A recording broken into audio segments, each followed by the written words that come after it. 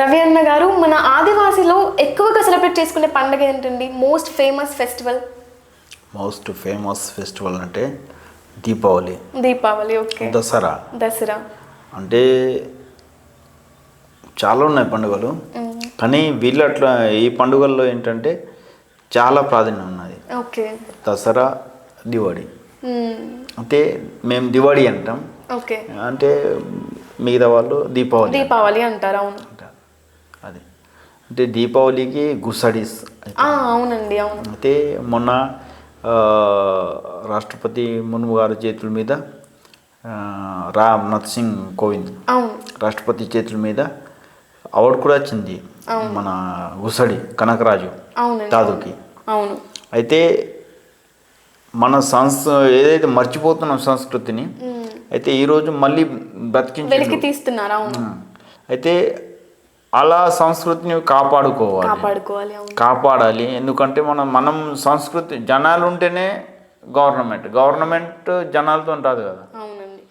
అంటే ప్రజల మనిషి ఎప్పుడైనా కానీ ప్రజలలో ఉండాలి. అవును. అది అందుకనే మన సంస్కృతి, మన సాంప్రదాయాలు, మన కాస్ట్యూమ్స్. ఈరోజు నేను ఈ డ్రెస్ వేసుకున్నా అంటే ఈ డ్రెస్ నేను వేసుకున్నాను అంటే నేను ధోతి మీద ఉంటా. ధోతి తల బాగా ఉండదు అన్నట్లు, సంస్కృతిని రిఫ్లెక్ట్ చేస్తున్నట్టు. నేను ప్రోగ్రామ్స్లలో వెళ్ళినా కూడా అవి ఉంటాయి అన్నట్లు. అన్నగారు, నేను వచ్చిన దగ్గర నుండి అబ్జర్వ్ చేస్తున్నా, కూర్చోడానికి చాలా ఇబ్బంది పడుతున్నారు. అయినా మా కోసం, మా ఇంటర్వ్యూ కోసం పేషెంట్గా కూర్చొని ఉన్నారు. అసలు ఎలా జరిగిందండి ఇది?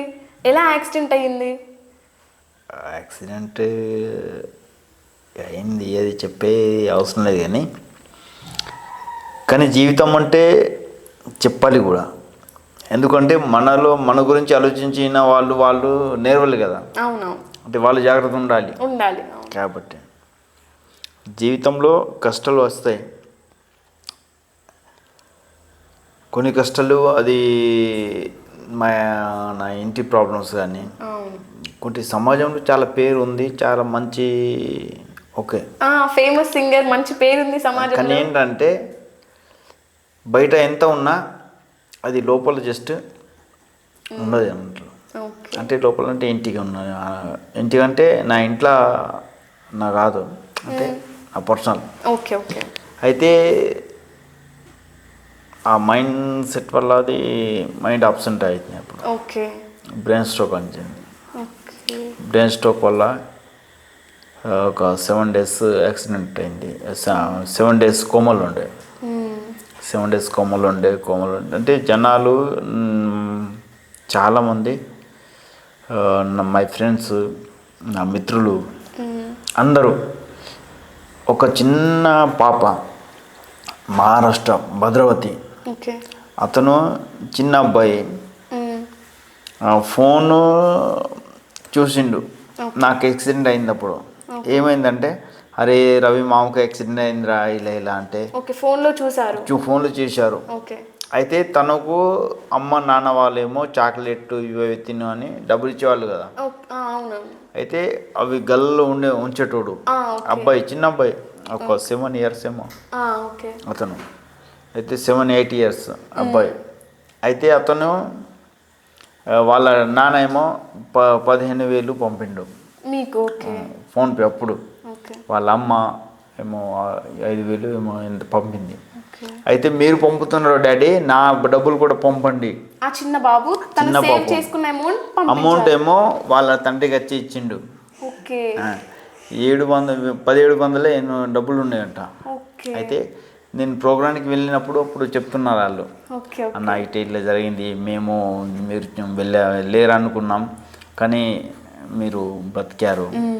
అయితే ఇట్లా బాబు పంపిండు, మేము కూడా పంపినామని అంటే అప్పుడు స్క్రీన్ షాట్ అవి చూసిన. అయితే నా పాప డబ్బులు నాకు ఎంత పనికి వచ్చినాయి, ఈ ప్రాణాన్ని మళ్ళీ నిలబెట్టినాయని నాకు ఆ రోజు, అంటే ఆ ప్రేమ నాకు దక్కింది, మళ్ళీ నా ప్రాణం తిరిగి వచ్చింది. ఆ చిన్న ప్రాణం కోరుకుంది మీకు ఏం జరగకూడదని. అయితే అప్పటి నుంచి నాకేంటంటే, అంటే సమాజంలో కూడా చాలా ప్రేమ ఎక్కువ ఉంది, కానీ సమాజంలో ప్రేమ ఎక్కువ ఉంది, వాళ్ళకు చెప్పే వాళ్ళు లేరు ఎక్కువ. ఓకే. అలా చెప్పే వాళ్ళు ఉండాలి, మనం చెప్పాలి, వాళ్ళు తీసుకుంటారు. కానీ వాళ్ళకు అర్థమయ్యేటట్లు వీళ్ళు చెప్పే వాళ్ళు ఎవరు లేరు. ఓకే. అది ఏంటంటే జీవితంలో ఏదైనా కానీ ఒకటేసారి జీవితం వస్తుంది, వేరే వేరే జీవితాలు ఉండవు. ఏదైనా ఉంటే 2 రోజులు బతకాలి, కానీ తోపుగా బతకాలి, కథం. కానీ మన వల్ల ఎవరికి బాధ కలగద్దు, వాళ్ళ ద్వారా మనకు ఏది ఇబ్బంది రావద్దు, అలా అనుకుంటున్నా. రవి గారు, ఆ చిన్న ప్రాణం మీకేం కాకూడదని కోరుకుంది కదా, సో ఆ పాపకి మీరేం చెప్పాలనుకుంటున్నారు? ఆ పాపకు ఫస్ట్ ఆఫ్ ఆల్ చేతులెత్తి వందనం. భద్రావతి మహారాష్ట్రలో నివసించేటువంటి సెడమకి వినోద్ దాదా వారి యొక్క భార్య గారికి, వారి పాప గారికి ఫస్ట్ ఆఫ్ ఆల్ చేతులెత్తి వందనం. మిగతా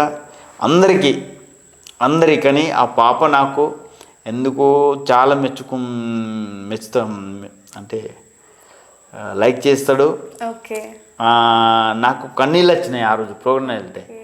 అంటే ఇప్పుడు చెప్పలేను, అంటే ఈ ప్రేమ ఇప్పుడుది కాదేమో అట్లా అనిపిస్తుంది.